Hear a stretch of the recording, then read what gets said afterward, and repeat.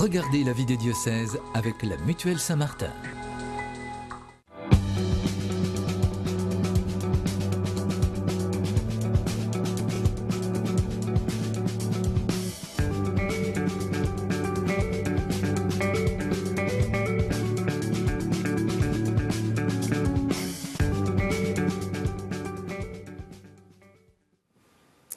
Bonjour à toutes et à tous et bienvenue dans la vie des diocèses. Comme chaque semaine, nous partons à la découverte d'un territoire, d'un diocèse et de son évêque. Et aujourd'hui, direction la région Centre-Val de Loire et plus particulièrement le Loiret avec le diocèse d'Orléans.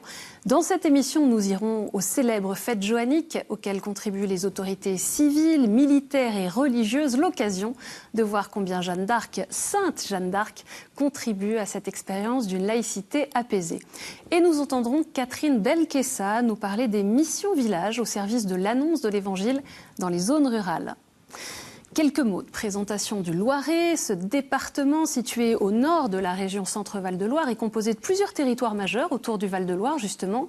La Beauce, le grenier à blé de la France, la Sologne, la forêt d'Orléans et le Gâtinais, une terre de village. Les zones autour de Pithiviers et de Montargis sont marquées par des déplacements pour travailler en Île-de-France et Orléans, capitale régionale, contribue à l'attractivité du Loiret avec des filières d'excellence reconnues. Et puis le département a vécu une histoire particulièrement riche, des Capétiens à la Seconde Guerre mondiale, en passant par la guerre de Cent Ans bien sûr. Pour parler du diocèse d'Orléans, je reçois aujourd'hui Monseigneur Jacques Blacard. Bonjour Monseigneur. Bonjour. Alors j'ai donné en quelques mots les caractéristiques du territoire dont vous avez la charge. Comment est-ce que vous nous présenteriez ce diocèse, les forces vives qui le composent? Un diocèse 1%, avec 1% des prêtres, 1% de la population, un territoire dynamique au plan économique. Vous avez souligné tout à l'heure les grandes industries comme Dior par exemple, etc. Et puis un territoire varié, effectivement, les grandes plaines, la forêt, la polyculture du Gâtinais, et puis voilà, la ville d'Orléans qui fait à peu près, presque la métropole, fait à peu près la moitié du diocèse en termes de population. Mais oui, un territoire attachant.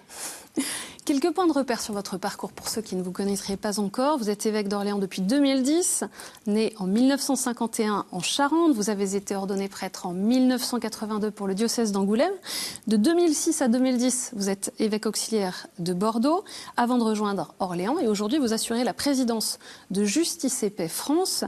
Votre devise épiscopale, c'est « Au Christ pour ce monde ».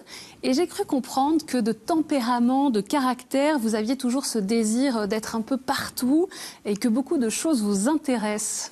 Oui, quand j'étais séminariste, mon curé me disait « Ah, Jacques, il veut être partout ». Mais de fait, parce que le monde m'intéresse. C'est-à-dire, Dieu a tant aimé le monde, on l'écoutait lors d'un évangile, avec un évangile d'un dimanche. Voilà, le monde m'intéresse parce que Dieu nous parle à travers ce monde. Il est venu dans ce monde à travers le Christ. Donc tout me passionne parce que je crois que l'Évangile peut emprunter des chemins extrêmement diversifiés. Et puis vous avez fait partie de l'Institut Notre-Dame de Vie, fondé par le bienheureux Père Marie-Eugène de l'Enfant Jésus, avec une spiritualité très forte tournée vers le Carmel. Ça veut dire que le monde vous intéresse et que ce qui fait aussi partie de votre équilibre de vie essentiel, c'est ce ressourcement dans la prière, dans la contemplation. Voilà, mais à l'image de Jésus, à l'image de la Vierge Marie et des saints. Et puis je crois qu'un chrétien ne peut pas être tiède, un petit peu à Dieu, un petit peu dans ce monde. Non, je crois totalement à Dieu et totalement pour ce monde.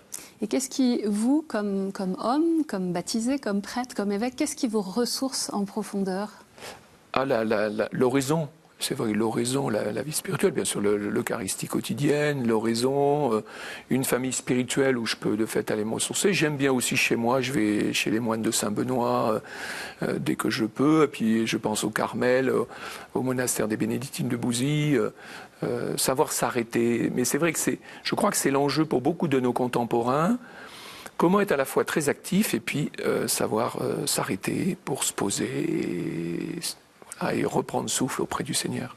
Et puis même si ça semble anecdotique, le fait aussi de garder le sport, une activité physique, c'est quand même pas anecdotique. Oui, c'est vrai que j'ai eu la chance évidemment d'être dans une famille où le sport a compté Et bon, en plus, je suis en pas trop mauvaise santé, et, donc j'aime bien continuer à courir. Aujourd'hui, courir, marcher, faire du vélo, voilà. Mais j'aime bien, oui, j'aime bien, parce que je crois qu'en même temps, on est chrétien dans toute notre personne. Voilà, ça peut être le danger finalement de spiritualiser tellement que le corps ne compterait plus. Or, le corps, il participe à notre personne. Nous sommes corps et âme. Alors quand on parle d'Orléans, on pense bien sûr à Jeanne d'Arc. Reconnue au patrimoine culturel immatériel de France depuis 2018, les fêtes joanniques sont un événement incontournable de la vie orléanaise. Depuis près de 600 ans, les habitants célèbrent la libération de la ville par Jeanne d'Arc en 1429. Pour organiser ces fêtes, un comité d'éthique rassemble les autorités civiles, militaires et religieuses. Ensemble, sous le patronage de la sainte patronne secondaire de la France, c'est une laïcité apaisée qui s'exprime. Geoffrey Defebvre était sur place. À la nuit tombée, la cathédrale d'Orléans s'illumine. À gauche de la place Sainte-Croix, le maire fait son entrée précédé d'une militaire. Clairvy, la jeune Orléanaise choisie pour représenter Jeanne cette année, se présente à son tour sur la droite de la place avec son étendard. Orné d'un Christ en gloire entouré par les archanges Gabriel et Michel, il sera remis par le maire à l'évêque. Symbole fondateur des fêtes joanniques, cet étendard fait mémoire de la procession d'action de grâce du peuple après la libération de la ville le 8 mai 1429 par celle qu'on nomme la pucelle d'Orléans. Cet étendard, symbole du rassemblement de tout un peuple, symbole de l'espoir quand tout semble perdu, symbole de la résistance contre toutes les soumissions.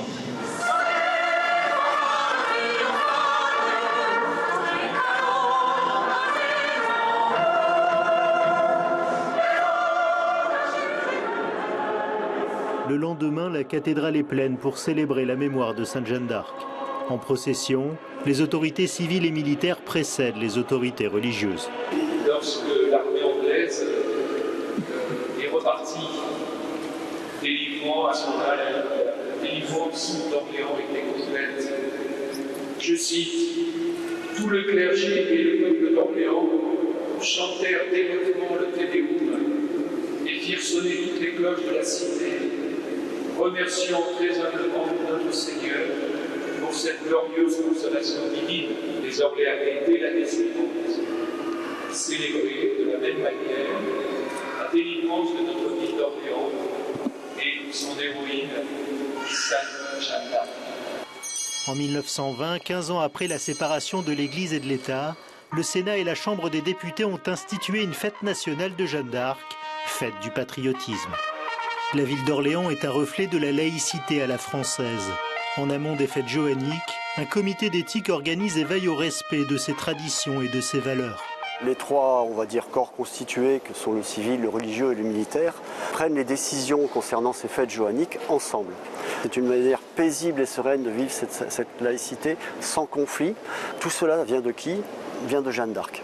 En fait, parce que c'est Jeanne qui nous oblige à travailler ensemble, et ça, c'est très beau. Considéré comme le deuxième plus important défilé militaire après le 14 juillet parisien, 600 soldats et pompiers et 40 véhicules sont présents. Fête civile, populaire et religieuse, les spectateurs sont ravis. C'est un très bel exemple pour la vie de notre pays. C'est le plaisir de voir tous ces gens qui sont rassemblés autour de Jeanne pour la fêter. Et, vraiment, ça fait plaisir. Pour marquer la fin des fêtes joanniques, l'évêque remet à son tour l'étendard au maire. Grâce à Sainte Jeanne d'Arc, croyants et non-croyants, autorités civiles, militaires et religieuses sont réunis autour d'une même bannière, celle de la Concorde. Jeanne d'Arc, on l'a entendu, c'est elle en fait qui permet cette laïcité apaisée. Ah, tout à fait. Mais au fond, c'est pas compliqué. Elle est sainte pour l'Église, elle est militaire pour bien sûr les militaires, mais Jeanne d'Arc, il ne faut pas oublier qu'Orléans, c'est la deuxième place militaire en France. Et puis, elle est politique, puisqu'elle a œuvré quand même au plan politique. À partir d'elle, au fond, c'est la France qui s'est faite petit à petit. Elle vient des marches de Lorraine, bon. Donc, elle unit tout ce monde-là. Et en plus, personne ne peut faire le fier avec elle, puisque, moi, j'oublie pas que c'est des hommes d'église qui l'ont condamnée, qu'elle s'est heurtée aux courtisans de Charles VII et lui-même à ses indécisions, qui, s'il l'avait écouté, la France aurait été libérée 20 ans auparavant. Et puis, elle a mis de l'ordre dans une armée où chacun jouait sa carte personnelle. Donc, elle a remis les capitaines en ordre pour faire une véritable armée française. Et pour vous, ces fêtes joanniques, c'est l'occasion, comme évêque, d'être en contact avec les pouvoirs publics, avec les pouvoirs militaires? Oui, ça, c'est assez unique. Et je crois que c'est quand même assez unique en France. Et enfin voilà, j'aimerais que toute la France puisse vivre ça, une situation apaisée, où voilà, et personne ne veut prendre le pouvoir par rapport aux autres, mais nous sentons bien que ce soit la société civile, que ce soit donc bien sûr l'association Jeanne d'Arc qui aussi organise les fêtes, le monde militaire et nous. Voilà, chacun a sa place, c'est bon pour tous. Alors on était à Orléans pour les fêtes joanniques, restons-y encore quelques instants si vous le voulez bien pour un rapide retour en arrière puisque fin janvier, le curé de la cathédrale annonçait qu'il souhaitait quitter le ministère pour aller vivre avec une femme.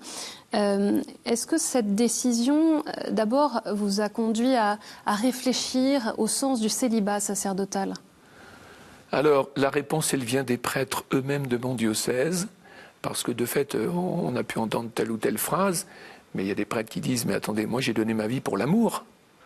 Parce qu'on pourrait dire « Bon, il a quitté, alors il part pour… » Mais bon, tout dans le respect que je lui dois, hein, et puis la délicatesse aussi avec laquelle il est parti, mais voilà, pensons à tous ces prêtres qui ont donné leur vie par amour et qui sont heureux de l'avoir donnée. Et comme cette décision est arrivée en cours d'année, vous n'avez pas pu nommer un nouveau curé en cours d'année. Alors comment s'est passé, comment s'est organisée la vie paroissiale? Alors finalement, ça a été même une grâce derrière le choc finalement du départ, hein, et quand même qui nous laissait sans curé au centre-ville d'Orléans, c'était quand même pas rien. Et donc j'ai demandé à un diacre permanent qui a l'habitude un peu des ressources humaines, Michel Bouillot, d'assurer d'être le facilitateur, moi comme modérateur, mais c'est lui qui a fait le travail. On se voyait simplement tous les 15 jours pour faire le point. Et il a travaillé avec l'équipe d'animation pastorale, les équipes de proximité, et je crois qu'il s'est passé quelque chose. C'est-à-dire que les laïcs ont senti que la vie de l'Église dépendait vraiment d'eux. Ils le faisaient jusqu'à maintenant, mais le Père Christophe était quand même au sommet de la pyramide. Et là, d'un seul coup, ils ont appris vraiment à vivre pleinement leur baptême. Je pense que la vie sera différente après ces 6 mois d'intérim sans qu'il y ait de curé en titre. Votre diocèse est au cœur de la mise en œuvre des 5 orientations issues des actes du synode qui s'est déroulé, qui a été célébré donc, de 2017 à 2019, célébré en 2019. Les 5 points, je les rappelle rapidement. La rencontre personnelle avec le Christ, l'accueil, le fait de sortir, d'aller vers, l'Eucharistie dominicale missionnaire et puis les petites fraternités missionnaires. Comment ça se passe justement ? Je crois que d'abord, à travers ces 5 orientations, on n'a fait que reprendre ce que vivent par exemple les premiers chrétiens dans les actes des apôtres. Hein. C'est ce fameux texte des actes qui est un peu la matrice. Ils ont rencontré le Christ, donc ça les a marqués, ils sont remplis de l'Esprit Saint, parce que la rencontre avec le Christ, c'est ça, c'est comprendre que finalement le Christ, il reste vivant en nous par son Esprit. Moi, j'arrête pas de dire aux confirmants, mais souvenez-vous toujours que vous êtes habité par Dieu. Ne le cherchez pas au loin, il est d'abord en vous. Et s'il est en vous, il est forcément aussi dans les autres. Après, être une église qui accueille, on a travaillé ça dès l'année suivante, puisqu'on a continué à décliner au fond les orientations synodales. Donc ça, tout le monde essaie de faire un effort pour être plus accueillant, plus à la rencontre, plus à l'écoute. Après, une église en sortie, c'est pas François, hein. Et puis Jésus dit bien à ses disciples, allez de toutes les nations, faites des disciples. L'Eucharistie, on voit bien, dès les débuts de l'Église, l'Eucharistie, c'est ce qui fait l'Église, comme a rappelé le cardinal de Lubac. Voilà, vous rajoutez la dimension missionnaire. Oui, toute Eucharistie est missionnaire. Oui, alors toute Eucharistie est missionnaire. Nous, on a mis Eucharistie dominicale missionnaire pour rappeler justement, et on l'a bien vu dans les traductions, enfin dans les envois du nouveau missel, aller annoncer l'Évangile du Christ. Avant, on avait allé dans la paix du Christ. Maintenant, aller annoncer l'Évangile du Christ. On a donc d'autres formules qui rappellent cette dimension. Nous sommes envoyés. Et puis, un chrétien tout seul est un chrétien qui ne peut pas vivre. Un chrétien isolé est un chrétien en danger. J'aime bien faire des rimes. Ou un chrétien qui s'isole est un chrétien qui s'étiole. Et tout chrétien devrait être membre d'une petite fraternité, mais qui peut être une chorale où on va prendre le temps de prier. qui peut être même un groupe du secours catholique. Enfin, l'important, c'est d'essayer de rejoindre quand même les 5 dimensions des actes des apôtres, voilà, où la vie de prière, la vie fraternelle, on se forme, on est au service et puis on a envie d'annoncer ce qui nous brûle le cœur, la bonne nouvelle de Jésus. On va aller mieux découvrir une des réalités de votre diocèse, puisque sur les 324 communes du Loiret, 158 ont moins de 650 habitants. Et pour redynamiser les zones rurales, une mission village a été créée, notamment à Pithiviers, au nord du diocèse. L'objectif, rejoindre les habitants dans leur lieu de vie. Pour annoncer la foi, nous avons rencontré Catherine Belkessa, qui est assistante pastorale de ce secteur. Les défis de la pastorale en milieu rural, c'est d'aller rejoindre les gens, sachant que leur quotidien, c'est déjà d'être en voiture quotidiennement pour aller travailler, pour aller acheter du pain, pour emmener les enfants à l'école. Donc il faut tenir compte de ces contraintes pour venir les retrouver à un moment où ils sont disponibles. Donc on se rend dans les villages et puis on va frapper aux portes après avoir tracté qu'on arrivait. Quand on est chez les gens, on se présente, on leur dit qu'on est à leur écoute et bien souvent le dialogue s'engage assez facilement.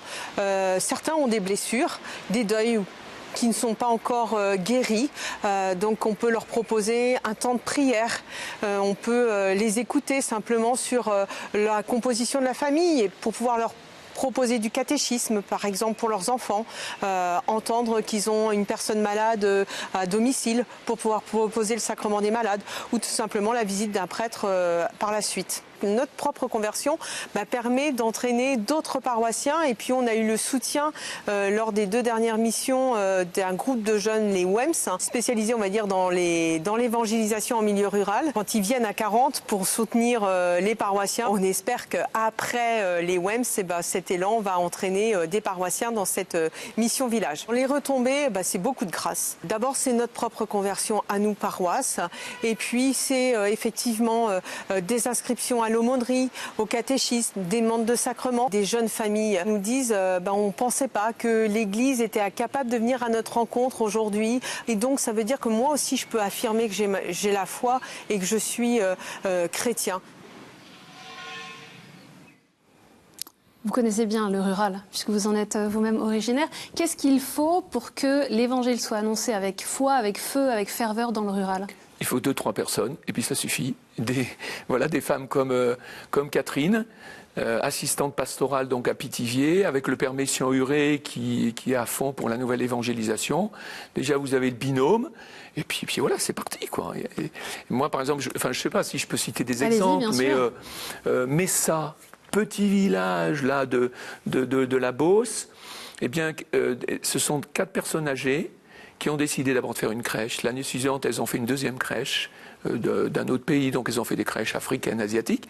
Puis après, elles ont fait des tableaux bibliques. Ce qui fait que vous arrivez aujourd'hui dans l'église, vous avez des personnes qui vous accueillent, qui vous offrent le café, les petits gâteaux au fond de l'église. Très important le café. Et ensuite, vous circulez dans l'église, vous avez une catéchèse. Et en plus, elles ont fait tous ces tableaux, c'est à partir d'éléments de récupération. Vous savez, des bouteilles plastiques, des bouts de polystyrène, et puis surtout, elles avaient du talent pour coudre. Voilà. Et moi, je me dis, elles annoncent l'évangile, quoi. Ou Vigelin, 2 personnes retraitées, qui sont allés à Milan, à Sanary-sur-Mer, voir un peu les cellules paroissiales d'évangélisation, et qui en ont lancé une dans leur petit village là, de Sologne, et puis qui à un moment donné ont dit, mais qu'est-ce qu'on peut faire pour rejoindre tout le monde ? On proposait une soirée de prière et de louange, et vous avez 60-70 personnes, des anciens, des enfants. Les enfants du caté sont invités, c'est 1 fois par mois, donc les parents viennent, et donc qu'est-ce qui se passe ? Louange. Ensuite, écoute de l'évangile, qui peut être suivi soit d'un témoignage, d'un commentaire, ou voilà. Et puis ensuite, intercession, les enfants sont très partie prenante. Et puis bien sûr, ça se termine par le petit temps convivial. Je vais revenir sur la vie chrétienne en ville. On vient de parler de la campagne. On a évoqué l'importance de la vie fraternelle. En préparant l'émission, vous me disiez aussi qu'il y avait des endroits où il y avait des groupes de maisons qui se mettaient en place. C'était une manière de vivre cette vie fraternelle. Mais oui, alors d'abord, moi j'ai envie de dire ici merci au père Messian-Huré, à d'autres prêtres de mon diocèse qui ont lancé ça. Donc cette année, sur une paroisse du centre-ville, la paroisse Saint-Pater, donc vraiment au cœur de la ville d'Orléans, eh bien la décision c'était de lancer ces groupes de maisons, la New Pastoral, à partir donc de, aujourd'hui sur Internet on a tout ce qu'il faut. On se réunit, des chrétiens disent ben d'accord, j'accueille chez moi, j'invite des amis et on écoute d'abord un témoignage, on discute dessus, on prie et puis un petit temps convivial, 1h15 sur 6 semaines. Voilà, ben, il y a 27 groupes qui se sont lancés, quoi. Et le but, c'est de permettre à des gens qui vont à la messe régulièrement le dimanche de vivre une vie fraternelle en dehors de l'Eucharistie dominicale. Et d'aller chercher d'autres personnes, surtout. Parce que le but, c'est pas d'aller chercher d'autres chrétiens. Enfin, avec lesquels on se retrouve, oui, pas seulement, avec lesquels on se retrouve le dimanche. Évidemment, sur une équipe de 8-10, on peut en prendre 2. Mais l'idéal, c'est d'aller chercher d'autres personnes. Mais en rural, ça se vit très bien. Moi, j'ai vu ça à Gien, en rural. À Pithiviers, évidemment, le Père Messien avec Catherine ont lancé ça. Et donc il se passe des choses, quoi. Je vous propose maintenant, Monseigneur Jacques Blacard, d'écouter quelques questions de terrain.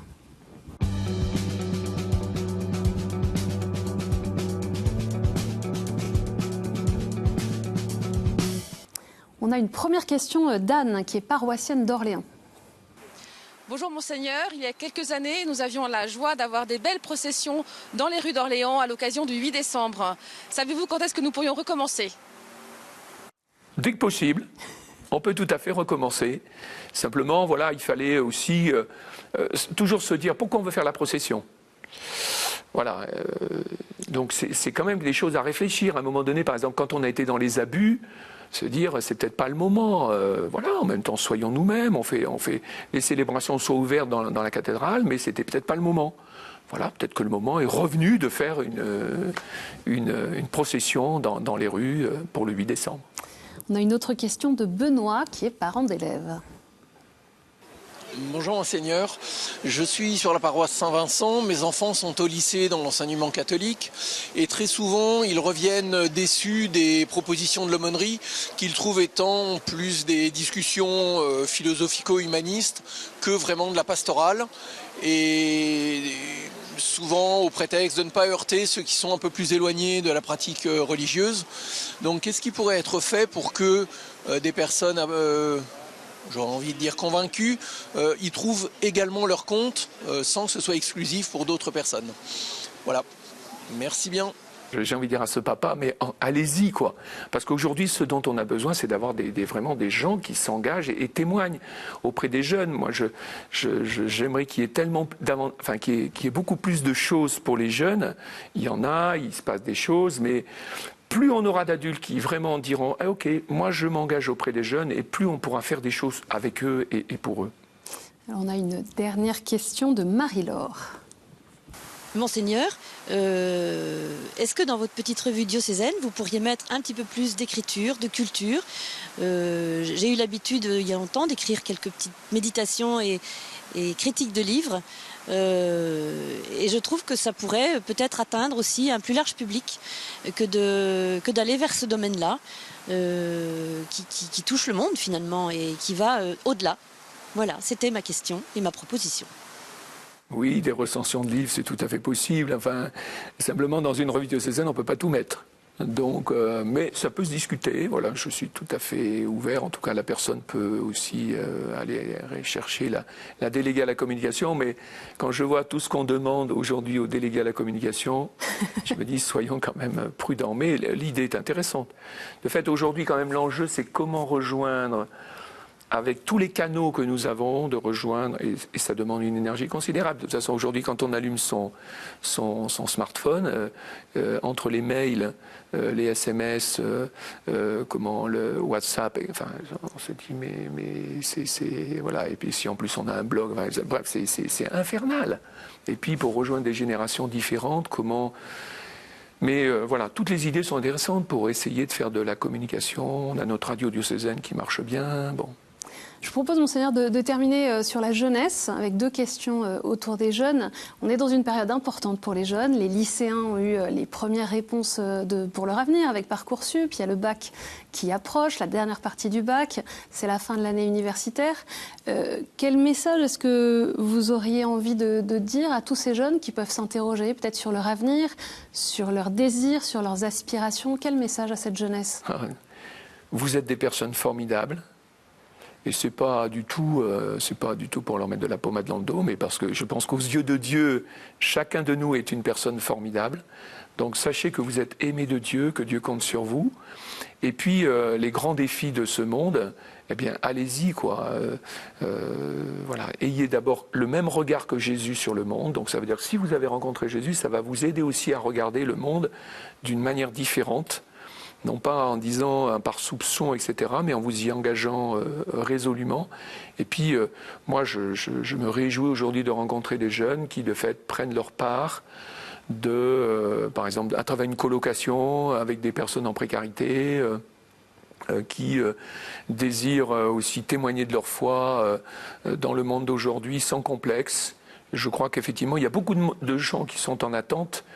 Et qu'aujourd'hui, il ne faut pas, voilà, tout en respectant et en écoutant les personnes, mais nous pouvons dire clairement, mais paisiblement, en qui nous croyons, et cela peut aider d'autres personnes à vivre. Mais les jeunes, allez-y, allez-y. Dieu compte sur vous. Et vous serez avec beaucoup d'autres évêques français à Lisbonne pour les Journées mondiales de la jeunesse. Qu'est-ce que vous attendez de cet événement? Que les jeunes fassent l'expérience d'une église diverse et qui leur donne beaucoup de joie. Voilà, c'est vrai qu'on a besoin, les chrétiens ne peuvent pas vivre sans se rassembler. Alors évidemment, le rassemblement, c'est notamment l'Eucharistie du dimanche, mais vivre un rassemblement plus important, ça ouvre des horizons. Voilà, on n'est pas tout seul chez soi. Ah bon, il y a des millions de chrétiens à travers le monde, oui. Il y a des millions de chrétiens, et comme toi, des jeunes, qui essaient de vivre leur foi, voilà. Donc je crois que ça va être un bel événement pour les 30 000, je crois, jeunes de France. Peut-être même 40 000. Voilà, 40 000 voilà, qui iront aux Journées mondiales de la jeunesse, d'abord dans les diocèses de Portugal, puis ensuite à Lisbonne. Merci beaucoup, Monseigneur Jacques Blacquart, d'être venu sur le plateau de la vie des diocèses. Pour en savoir plus sur le diocèse d'Orléans, rendez-vous sur le site internet orléans.catholique.fr. Cette émission est bien sûr à retrouver sur ktotv.com. Merci encore pour votre fidélité. Je vous donne rendez-vous la semaine prochaine.